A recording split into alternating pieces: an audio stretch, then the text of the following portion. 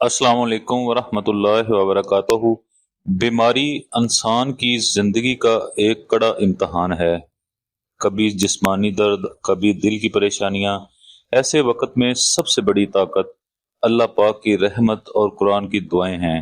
आज मैं आपको एक मुख्तसर और मुस्सर दुआ बता रहा हूँ जो नबी करीम सल्लल्लाहु अलैहि वसल्लम ने बीमारी की हालत में पढ़ने की तलकीन फरमाई।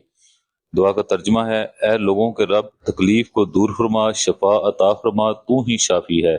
तेरी शफा के सिवा कोई शफा नहीं, ऐसी शफा दे जो बीमारी को बाकी ना छोड़े। अगर आपने इस दुआ का अरबी मतन पढ़ना है तो मैंने वीडियो की डिस्क्रिप्शन में लिख दिया है, वहां से पढ़ लीजिएगा। मेरे भाइयों और बहनों, ये दुआ दिल से पढ़िए और अल्लाह पर मुकम्मल भरोसा करें। इंशाल्लाह हर बीमारी में सुकून और शफा नसीब होगी। और अगर आपको ये दुआ पसंद आई हो तो बराए मेहरबानी मेरे चैनल को सब्सक्राइब करें, वीडियो को लाइक करें और कमेंट में आमीन लिखिए।